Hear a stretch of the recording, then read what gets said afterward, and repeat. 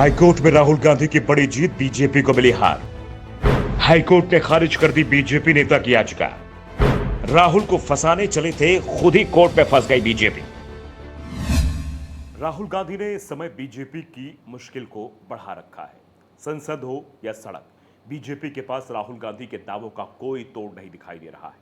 राहुल गांधी पूरे सबूतों के साथ सामने आते हैं और अपनी बात रखकर चले जाते हैं, तो बीजेपी की पूरी ब्रिगेड राहुल के आरोपों पर सफाई देती रहती है। साफ साफ दिखाई दे रहा है कि राहुल गांधी से बीजेपी की परेशानी अब बढ़ती जा रही है। इस बीच राहुल को कोर्ट के जरिए घेरने की कोशिश भी लगातार की जा रही है, कैसे भी करके राहुल गांधी की आवाज को दबाया जाए। लेकिन कांग्रेस नेता को घेरने की यह कोशिश कामयाब होती नहीं दिखाई दे रही है। उल्टा बीजेपी को हर जगह मुंह की खानी पड़ रही है। इस बीच इलाहाबाद हाईकोर्ट की लखनऊ पीठ ने भी राहुल गांधी के खिलाफ बीजेपी नेता की याचिका को लेकर याचिकाकर्ता को ही, जो याचिकाकर्ता था उसको ही सुना दिया। कोर्ट ने राहुल गांधी के पक्ष में फैसला सुनाया है। दरअसल कर्नाटक के बीजेपी नेता विघ्नेश शिशिर की तरफ से हाईकोर्ट में याचिका दायर कर कहा गया था कि राहुल गांधी भारत के नागरिक नहीं हैं, बल्कि ब्रिटिश नागरिक हैं।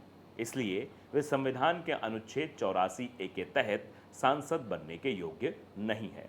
उनका चुनाव खारिज किया जाना चाहिए। मामले की सुनवाई जस्टिस राजन रॉय और जस्टिस ओम प्रकाश शुक्ला ने की। सबूत के तौर पर बैकअप लिमिटेड यानी कि ब्रिटेन में रजिस्टर्ड कंपनी के डायरेक्टर के रूप में राहुल गांधी के ITR को अदालत के संज्ञान में लाया गया, जिसमें उन्होंने बताया है कि वो ब्रिटिश नागरिक हैं। याचिकाकर्ता के वकील की दलील पर कोर्ट ने सवाल किया कि आपको कैसे पता चला कि राहुल गांधी विदेशी नागरिक हैं? आप बीजेपी कार्यकर्ता हैं, आपने ये बात याचिका में क्यों नहीं बताई? जवाब में बीजेपी नेता की तरफ से कहा गया कि कुछ दस्तावेज बताते हैं कि वो ब्रिटिश नागरिक हैं।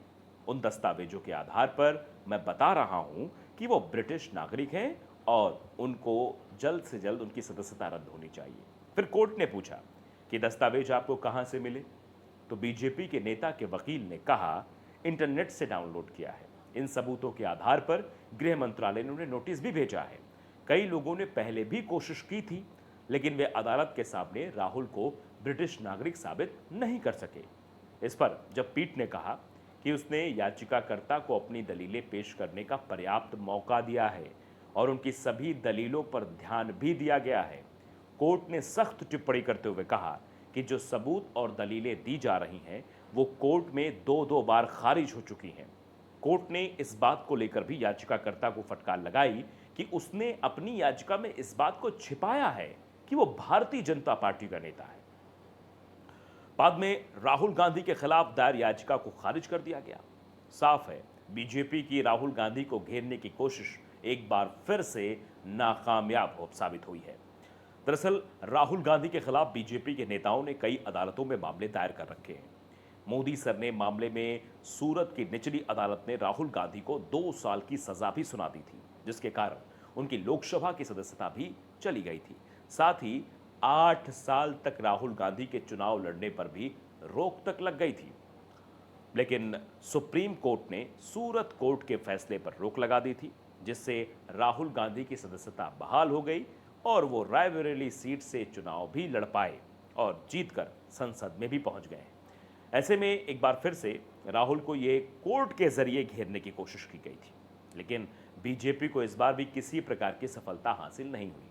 वैसे अभी भी राहुल गांधी के खिलाफ देश के विभिन्न अदालतों में आधा दर्जन से ज्यादा केस चल रहे हैं और ये भी मानहानि से जुड़े हुए ही हैं। यानी राहुल गांधी की आवाज को दबाने के लिए अब अलग तरीके के पैतरे अपनाने की कोशिश की जा रही है, लेकिन वो कोशिशें भी असफल होती दिखाई दे रही हैं, जिससे बीजेपी के नेता और डिप्रेशन में जा रहे हैं। अगर आपने नवदर्पण न्यूज को सब्सक्राइब नहीं किया, जरूर कर लीजिए। बेल आइकन दबाइए ताकि अपडेट भरी खबरें आप तक पहुंचती रहें। नमस्कार।